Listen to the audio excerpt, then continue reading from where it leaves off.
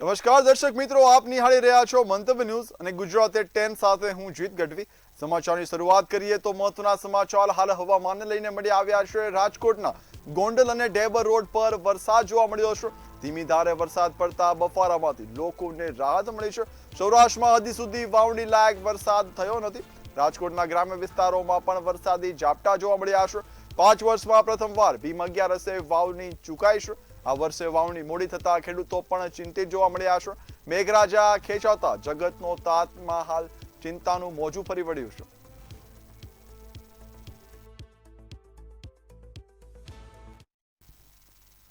મહત્વના સમાચારની વાત કરીએ તો જેતલસર રેલવે પ્રશ્ને ધારાસભ્ય જયેશ રાદડિયા એક્ટિવ જોવા મળ્યા છે।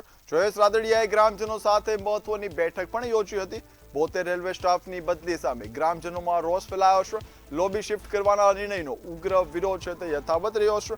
પશ્ચિમ રેલવેના જીએમ સાથે સતત સંપર્ક સધાઈ રહ્યો છે તેવું રાદડિયા દ્વારા નિવેદન આપવામાં આવ્યું છે। વિલંબ થશે તો ઉગ્ર આંદોલનની ચીમકી પણ ઉચ્ચારવામાં આવી છે। જેતલસર જંકશનનું મહત્વ જાળવવા પ્રયાસો ચાલુ હોવાનો દાવો પણ કરવામાં આવ્યો છે।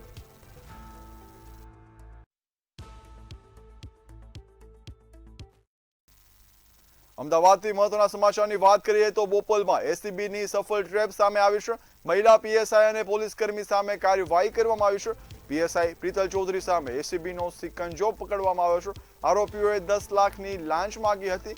5 લાખની લાંચ લેતા કોન્સ્ટેબલ રંગે હાથ ઝડપી પાડવામાં આવ્યો છે। પોલીસકર્મી દિલીપ બોય રંગે હાથે ઝડપી લેવાયો છે। લાંચના મોટા કેસથી પોલીસ બેડામાં પણ ખળભળાટ મચ્યો છે।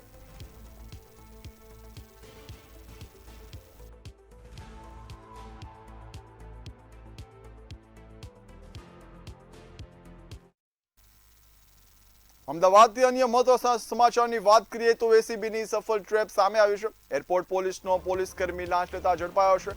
શશિકાંત જાદવ 6,000ની લાંચ લેતા રંગે હાથ ઝડપી પાડવામાં આવ્યો છે। ફરિયાદોને મારવા માટે લાંચ માંગી હતી। 6,000ની લાંચ માંગવા એસીબીએ છટકું ગોઠવીને પોલીસકર્મીની ધરપકડ કરી હતી।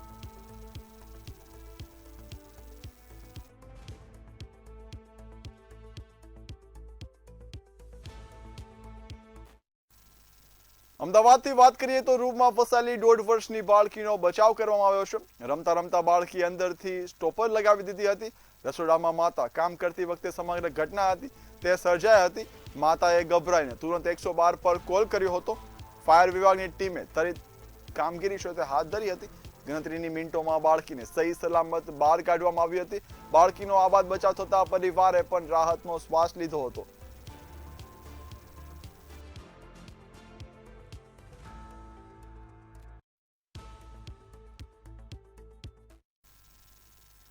સુરતથી વાત કરીએ તો માનવ અને દીપડાનો સંઘર્ષ રોકવા હાલ એક્શન પ્લાન બનાવવામાં આવ્યો છે। વન વિભાગનો એક્શન પ્લાન અમલમાં મુકાયો છે। દીપડાના શિકાર માટે જંગલમાં હરણ પણ છોડવામાં આવ્યા છે। 50થી વધુ હરણોને જંગલમાં મુક્ત કરવામાં આવ્યા છે। સુરતના માંડવી જંગલમાં 104થી વધુ દીપડા રહે છે। ખોરાકની શોધમાં દીપડા રહેણાંક વિસ્તારમાં આવતા ગીરના જંગલમાંથી ખાસ હરણ લાવવામાં આવ્યા છે। હરણોની હિલચાલ પર હવે ખાસ ટ્રેકિંગ સિસ્ટમ પણ રખાશે।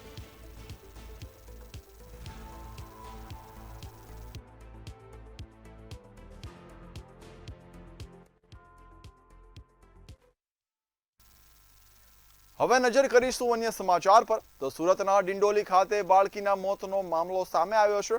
પ્રયોશા પાર્ક સોસાયટીમાં કાર ચાલકે ટર્ન લેતી વખતે બાળકીને અડફેટે લેતા તેનું કરુણ મોત નીપજ્યું છે। બેદરકારીપૂર્વક કાર ચલાવતા એક બાળકીનો ભોગ લેતા સમગ્ર વિસ્તારમાં ચકચાર મચ્યો છે। પોલીસે ઘટના સ્થળે પહોંચી કાર ચાલકની ધરપકડ કરી આગળની કાર્યવાહી હાથ ધરી છે।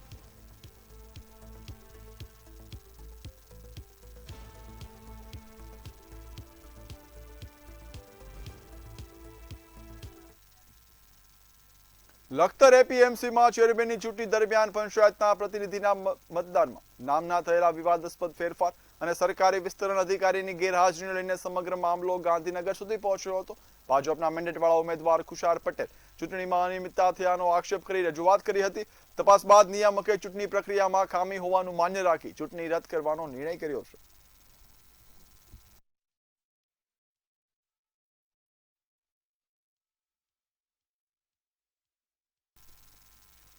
વડોદરાના ઉટિયા ગામમાં ગેરકાયદેસર માટી ખનન પર ગાંધીનગર ખાણ ખનીજ વિભાગે મોટી રેડ પાડી છે. આશરે 1.80 કરોડનો મુદ્દામાલ જપ્ત કરી વરણામાં પોલીસને સોંપવામાં આવ્યો છે. સૌથી મોટો વળાંક એ છે કે જપ્ત ડમ્પર પૂર્વ જિલ્લા ભાજપ પ્રમુખ સતીશ નિસાળિયાના જમાઈ ભાઈ કેવિન પટેલના નામે રજીસ્ટર હોવાનું ખુલવતા રાજકારણ પણ ગરમાયું છે અને સમગ્ર મામલે તપાસ પણ તેજ થઈ છે.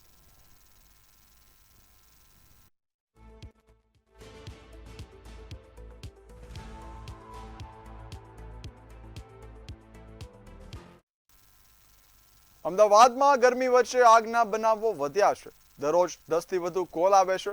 ફાયર વિભાગે 300 થી વધુ મોટી આગ કાબૂમાં લીધી છે અને અનેક લોકોને જીવ બચાવ્યા છે. દેશભરમાં આ વર્ષે ઉનાળા દરમિયાન અસહ્ય ગરમીનો અનુભવ થયો હતો, જેના કારણે આગની ઘટનાઓમાં પણ નોંધપાત્ર વધારો જોવા મળ્યો. વધતા તાપમાન સાથે એર કન્ડિશનરના વધુ ઉપયોગને કારણે થતા શોર્ટ સર્કિટ આગ લાગવાના મુખ્ય કારણોમાં સામેલ હોવાનું ફાયર વિભાગનું માનવું છે. અમદાવાદ શહેરમાં પણ આ સિઝનમાં આગના અનેક બનાવો નોંધાયા છે, જેમાં ફાયર વિભાગે સમયસર કામગીરી કરીને અનેક લોકોના જીવ બચાવ્યા છે અને મોટી દુર્ઘટનાઓ અટકાવી છે.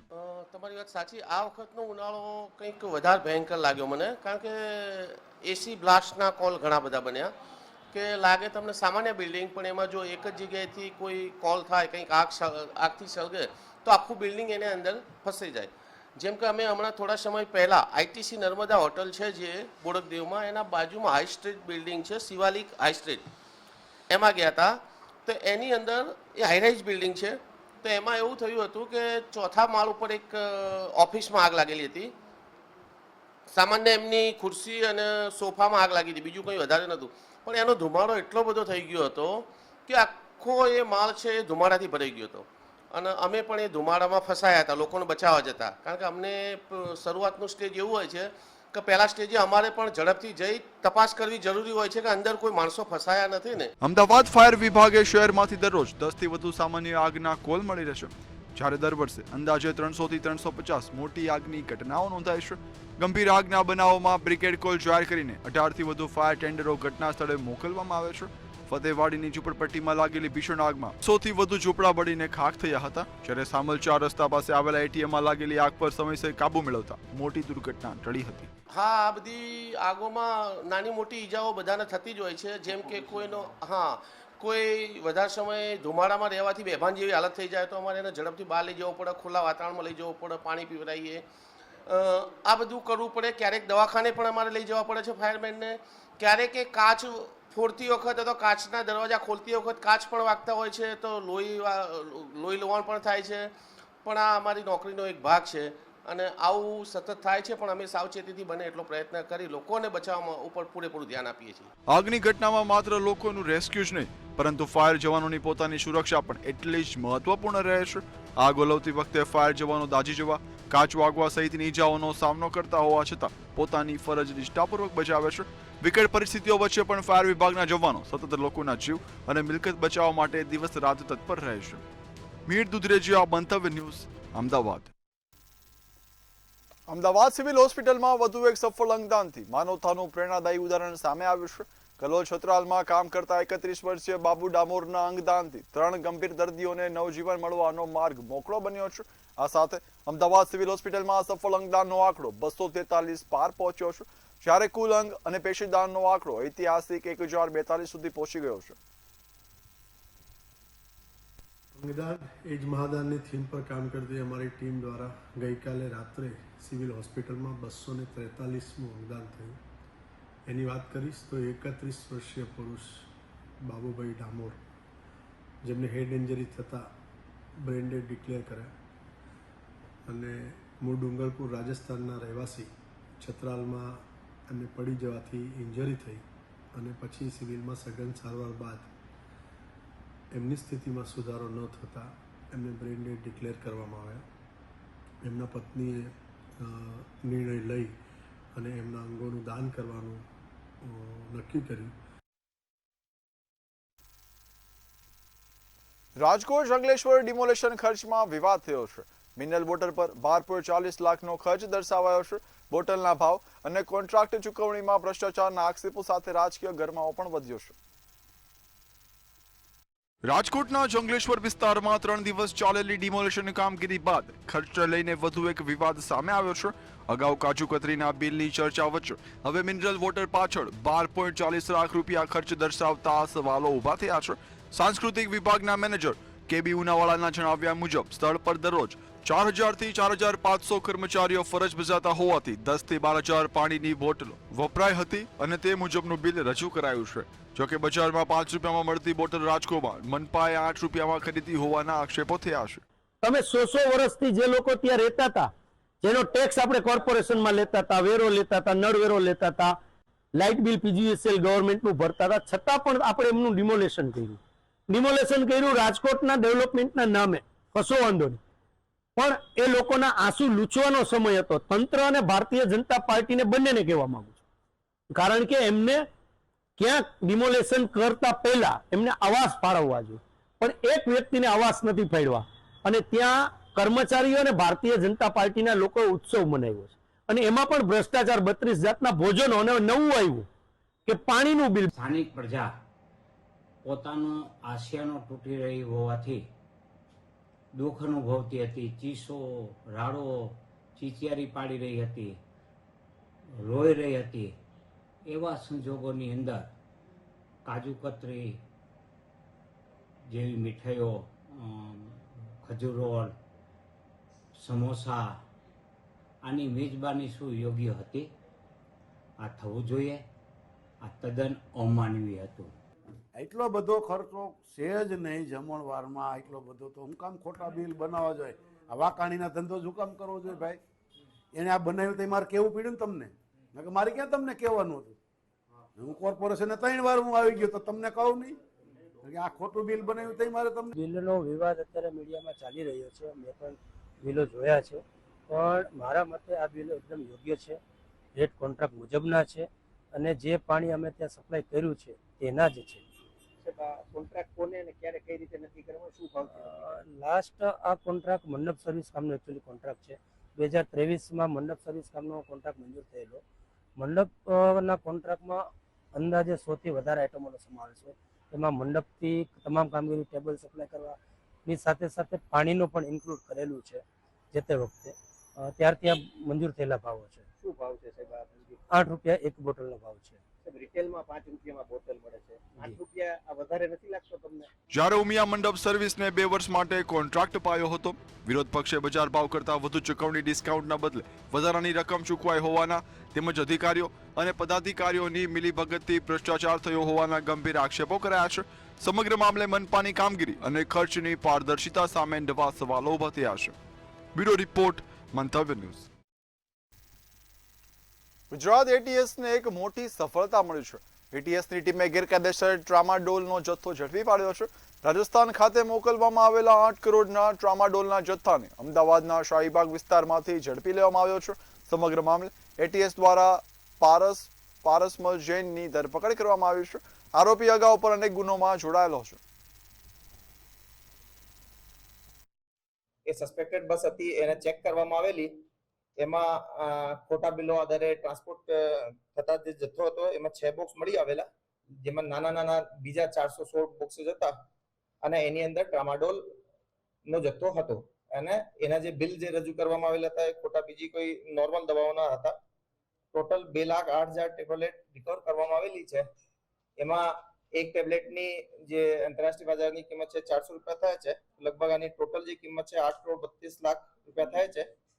આ દરમિયાન જાણવા મળે કે જે શંકાસ્પદ જે આરોપી છે એ ઉદયપુર ભાગી ગયેલ છે. તો એક બીજી ટીમ જેમાં પીઆઈ બીએન વાઘેલા અને એસઆર ચાવડા, આશીષ પટેલ અને માણસોની એક ટીમ બનાવવામાં આવેલી.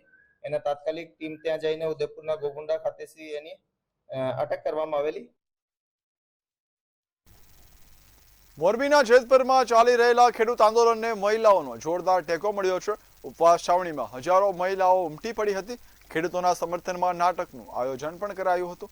મહિલાઓએ મોટી સંખ્યામાં હાજરી આપી ખેડૂતોની માંગણીઓને સમર્થન જાહેર કરી આંદોલનને વધુ મજબૂત બનાવ્યું છે.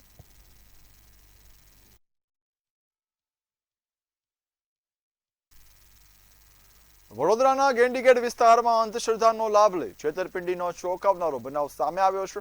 રોજની જેમ પાર્લર પર હાજર રહેલી હેતલબેન પાસે 3 મહિલાઓ ગ્રાહક બનીને પહોંચી હતી. શરૂઆતમાં મહિલાઓએ મેકઅપ અને અન્ય બ્યુટી સર્વિસ અંગે વાતચીત કરી વિશ્વાસ જીત્યો હતો અને માતાજીના આશીર્વાદ અને દોષ નિવારણના નામે વાતોમાં ફસાવી સોનાનું મંગળસૂત્ર તેમજ રોકડ રકમ લઈને તેઓ ફરાર થયા હતા। જ્યારે હેતલબેને પોતાની સાથે છેતરપિંડી થઈ હોવાની જાણ થઈ ત્યારે પોલીસનો સંપર્ક કર્યો હતો। આ મામલે પોલીસ દ્વારા ગુનો નોંધી આસપાસના સીસીટીવી ફૂટેજના આધારે ત્રણેય મહિલાઓની શોધખોળ હાથ ધરવામાં આવી છે।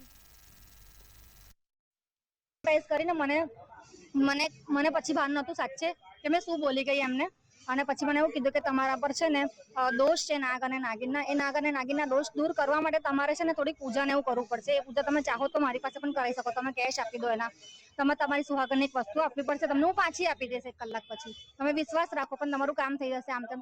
પણ મેં હિપ્નોટાઇઝ થયેલી એટલે તમે મારી જાતે મંગળસૂત્ર ઉતારીને આપ્યું, મારા પાકીટમાંથી કાઢીને કેશ પણ આપ્યા કે હું આ પગે પડાવીને માતાજીના મંદિર પાસે લઈને હું 100 રૂપિયા લઈશ, બીજા તમને પાછા આપી દઈશ કરીને મારું મંગળસૂત્ર અને મારી કેશ લઈ ગયા છે। અમદાવાદના સુપર બ્રિજ મામલે એએમસીની કામગીરી પર ગંભીર બેદરકારીના આક્ષેપો સામે આવ્યા છે। પ્રાથમિક રિપોર્ટના આધારે શરૂઆતમાં માત્ર સુપરસ્ટ્રક્ચર તોડીને રિપેરિંગનો નિર્ણય લેવાયો હતો અને ટેન્ડર પણ બહાર પાડવામાં આવ્યું હતું, પરંતુ ડિમોલેશન દરમિયાન પિલ્લરમાં જોખમ સામે આવતા હવે આખો બ્રિજ તોડવાનો નિર્ણય લેવાયો છે। રેન્ડમ સેમ્પલ રિપોર્ટના આધારે લેવાયેલા નિર્ણયને લઈને બ્રિજની સુરક્ષા અને તંત્રની પ્રક્રિયા પર ગંભીર સવાલો ઉઠી રહ્યા છે।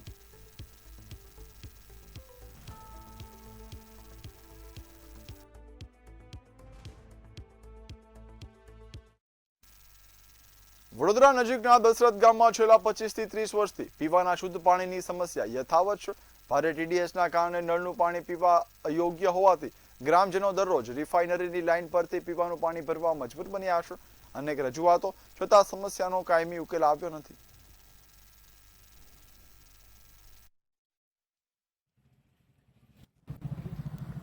હવે પાણીનો પ્રોબ્લેમ કેટલા વર્ષોથી છે, બધા અહીં આગળથી ભરી જાય છે પાણી, અને ઘેરે ઘેર પાણી આવતું નહીં મહીસાગરનું। ખરેખર બધું પાણી ફર્ટિલાઇઝરના એનાથી બધું પાણી તર બગડી ગયા છે, તો પાણી બધા ખરાબ પીવા લાયક જ નહીં દશરથની અંદર। બધાને રજૂઆત કરી છે, કોઈ સાંભળતું જ નથી। ધારાસભ્ય આવીને ગઈ થઈ જશે એવું કર્યા કરે છે। આ તો કેટલા વર્ષોથી આ પ્રોબ્લેમ છે પાણીનો, આ જાની ફર્ટિલાઇઝર આવી ત્યારનો જ પ્રોબ્લેમ છે। અમારે તો પાણીની બહુ તકલીફ થાય છે, અમારે પાણી ઘર ઘર નળ આવવાના હતા પણ કશું સુવિધા થઈ નથી અત્યાર સુધી। ઘરે જે નળ આવે છે એમાં કેવું એમાં પાણી ખાલી આમ વાપરવાનું જ આવે છે, ધારો કે કપડાં વાસણ થાય એવું પાણી ક્ષાર વાળું આવે છે। હા, એ પીવાના પાણીની સુવિધા થઈ જ નથી હજુ, અહીંયા જવું પડે આખા ગામને, દશરથ ગામમાં। પાણીની સમસ્યા કેટલા વર્ષ? 10 વર્ષથી છે, એક જ જગ્યાએ અહીંથી જ ભરી જાય, બધા આખું ગામ ભરી જાય। કેટલી વાર રજૂઆતો કરી છે? અમે તો કેટલાય વાર કીધું છે સરપંચને બધાને, પણ આજ જે છે આ પીવાનું પાણી આ જ છે, ફર્ટિલાઇઝર થી આવે એટલે આ જ ભરવું પડે, ગામની લાઈનમાં વાપરવાનું આવે, આ પીવાનું છે। कई वर्षों की पीने का पानी तो मिलता है नहीं, कितनी बार यानी बहुत बार किया, कोई सुनता नहीं इधर किसी की। ये पानी देने के लिए आपको जाना पड़ता हाँ जी, हाँ जी, जो लोग आगे पीछे बुजुर्ग नहीं आ सकते अपने छोड़ देते हैं, कुछ लोग खुद लेके आते हैं। એક બાજુ ગુજરાત સરકાર દ્વારા વાઇબ્રન્ટ ગુજરાત સમિટનું આયોજન કરવામાં આવે છે। રિજનલ વાઇબ્રન્ટ ગુજરાત આ જીએસએફસીના જે મેદાન છે ત્યાં થવાનું છે, અને જીએસએફસી નજીકમાં આવેલા દશરથ ગામમાં વર્ષોથી પાણીની સમસ્યાને લઈને લોકોને હાલાકીનો સામનો કરવો પડી રહ્યો છે। આપણે જોઈ શકીએ જે પ્રમાણે 10 થી 20 હજાર વસ્તી ધરાવતું આ ગામ છે દશરથ ગામ, અને વર્ષોથી આ પાણીની સમસ્યા લોકોને સતાવી રહી છે। એક બાજુ વડોદરામાં જીએસએફસી ખાતે રિજનલ વાઇબ્રન્ટ ગુજરાતનું આયોજન કરવામાં આવ્યું છે, ત્યારે બીજી બાજુ વિકાસ અને રોકાણની વાતો થવાની છે, ત્યારે બીજી બાજુ આ વડોદરા નજીક આવેલા દશરથ ગામમાં 25 થી 30 વર્ષથી પીવાના પાણી માટે લોકોને રોજે વહેલી સવારે લાઈનમાં ઊભા થઈને કારબા પીવાના પાણીના જે કારબા છે તે ભરવા માટે તેઓ મજબૂર બન્યા છે। ઘરે આવતું જે પાણી છે તે નળમાં ટીડીએસ વાળું વધારે હોવાથી, તેમાં ક્ષાર વધારે હોવાથી લોકોને તે પીવા લાયક રહેતું નથી। આ જ કારણે ગ્રામજનોમાં ભારે હાલાકીનો સામનો કરવો પડ્યો છે। છેલ્લા અનેકો વર્ષોથી આ સમસ્યા છે, અને એ સમસ્યા હજી યથાવત જોવા મળી રહી છે। અનેકો વખત જે ધારાસભ્ય છે, સાંસદ છે, તેમને રજૂઆત કરવા છતાં પણ સ્થિતિ યથાવત જોઈ છે। એક બાજુ જીએસએફસી છે ત્યાં હવે તાજેતરમાં જ હવે જે વાઇબ્રન્ટ સમિટ છે તેનું આયોજન કરવામાં આવ્યું છે, જેમાં ગુજરાતની જે આર્થિક સ્થિતિ છે તેને મજબૂત કરવા, તેમજ યુવા રોજગારોને તક આપવાની વાતો થવાની છે. ત્યારે બીજી બાજુ નજીકમાં આવેલા ગામો જે ગામ છે ત્યાં પીવાના પાણી માટે લોકો હજી પણ વલખા મારી રહ્યા છે. લોકોએ આશા વ્યક્ત કરી છે કે કેટલી વહેલી તકે તેમના સમસ્યાનું નિરાકરણ આવશે. નલ સે જલ યોજનાની જે ગુજરાત સરકાર દ્વારા વાતો થઈ રહી છે તે અહીંયા પોકળ સાબિત થઈ રહી છે, કારણ કે લોકોના ઘરે નળ તો છે પણ પીવા લાયક પાણી તેમાં નથી. એવી રીતની વાતો પણ લોકો દ્વારા કરવામાં આવી રહી છે. કેમેરામેન મિલિંદ મૈલે સાથે સત્યમ નેવાસકર, મંતવ્યની જોડે. રાપર તાલુકાના વ્રજવાણી સ્થિતિ સતી માતા મંદિરથી કોંગ્રેસની કિસાન અધિકાર પદયાત્રાનો પ્રારંભ કરવામાં આવ્યો છે, જે દ્વારકા સુધી જશે. ગુજરાત કિસાન કોંગ્રેસ સમિતિ દ્વારા આયોજિત આ યાત્રા ખેડૂતોના હક અને અધિકાર માટે શરૂ કરવામાં આવી છે. ધ્વજાપૂજન બાદ યાત્રાને લીલી ઝંડી આપવામાં આવી હતી, જેમાં અનેક કોંગ્રેસ આગેવાનો ઉપસ્થિત રહ્યા હતા. યાત્રા દરમિયાન ખેડૂત વિરોધી નીતિઓ રદ કરવા અને યોગ્ય વળતર આપવાની માંગ સાથે નારા પણ લગાવવામાં આવ્યા હતા.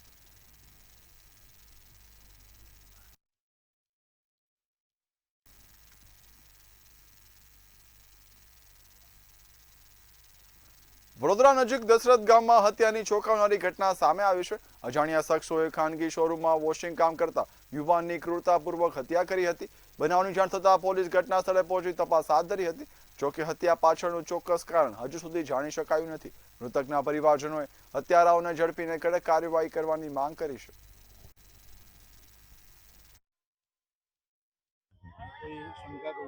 કોઈની ઉપર નહીં શંકા એમ તો કશું જ નહીં. એમને કોઈની જોડે દુશ્મન નહીં, કોઈની જોડે ગાર ગળો છે, કશું જ નહીં. એમને શું કરી શકીએ? આવું જે પોલીસ વાળા કરે એ ઠીક છે.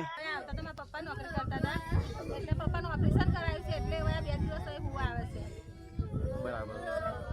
એવું કહેવાય કે તમને કોઈ ફોન કરીને જાણ કરી હતી? હા, મને કોઈ ફોન કરીને જાણ કરી છે. એવું કીધું કે તું જલ્દી આય, ટીનાભાઈ કોકે મારી નાખ્યા છે અને માથું બાથું બધું ચીબી નાખ્યું છે અને હું સૂર્ય બોલું છું એટલું કીધું મને. મારા નાના ભાઈનું નામ આવ્યું. એવું છે. પછી એનો ફોન જ કાપી નાખ્યો. એને જગાડી આવો, કઈ છોકરી જગાડવા આવી અને ઉઠાડેલું તો આ રીતે ઉઠાડે એમ કે ધોશે ખેંચે ને બૂમ પાડીને તો એકદમ આ બધું લોહી લોહન થઈ ગયું. જોયેલું એટલે જોઈ લે આ છોકરીને આઠી રીડો પાડીને તો પછી અમને ખબર પડી કે મારા છોકરાને માર નાખ્યો. શું ઉંમર? હા, ઉંમર તો ખરી અને 42 વર્ષની ઉંમર છે. વડોદરાથી મહત્વના સમાચારની વાત કરીએ તો પાણીના લીકેજ બાબતે મુદ્દો છે તે ગરમાયો છે. હાલ વાત કરીએ મહત્વના સમાચારની તો વડોદરાથી મહત્વના સમાચાર મળી રહ્યા છે. પાણી લીકેજની ફરિયાદ પર હુમલો થયો છે. ફરિયાદ કરવા બદલ ખેડૂત પર હુમલાનો આરોપ છે તે લગાવવામાં આવ્યો છે. સરપંચ સહિત અનેક લોકો સામે ફરિયાદ છે તે નોંધવામાં આવી છે. મારામારી અને જાનથી મારી નાખવાની ધમકી પણ આપવામાં આવી હતી, તેમજ જીવલેણ હુમલો પણ કરવામાં આવ્યો છે. ખેડૂત પર દાતરડા વડે હુમલો કરાયાનો આક્ષેપ છે તે પણ સામે આવ્યો છે.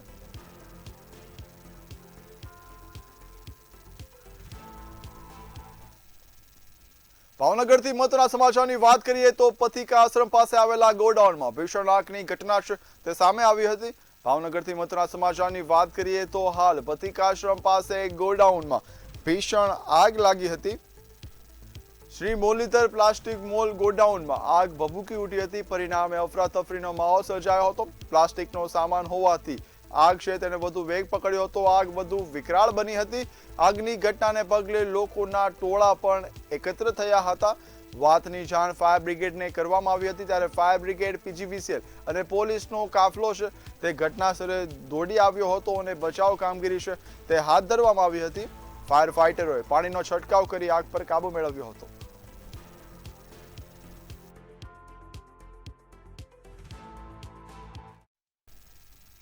મહેસાણાથી મહત્વના સમાચારની વાત કરીએ તો કડી નંદાસણ હાઈવે પર હિટ એન્ડ રનની ઘટના છે તે બની હતી. વાત કરીએ મહત્વના સમાચારની. સમાચાર હાલ મહેસાણાથી મળી આવ્યા છે. કડી નંદાસણ હાઈવે પર હિટ એન્ડ રનની ઘટના છે તે બની હતી. સરસાવ પાટિયા પાસે અકસ્માતમાં બાઇક ચાલકનું મોત નીપજ્યું છે. હિટ એન્ડ રનની ઘટના છે તે સામે આવી છે. અજાણ્યા વાહન ચાલક અકસ્માત સર્જીને ફરાર થયો હતો અને હિટ એન્ડ રન જેવી ઘટના પ્રકાશમાં આવી હતી. લાલા ચાવડા નામના યુવાનનું અકસ્માતમાં મોત નીપજ્યું હતું.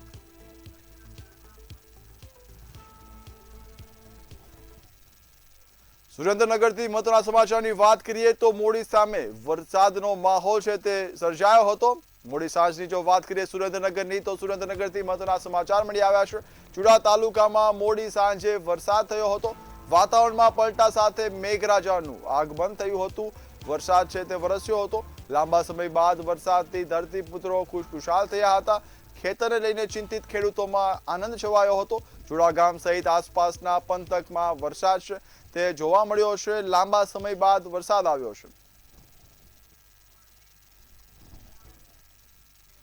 ગુજરાત એટ 10 માં હાલ બસ આટલું જ. વધુ સમાચારની અપડેટ્સ માટે જોતા રહો મંતવ્ય ન્યૂઝ. નમસ્કાર.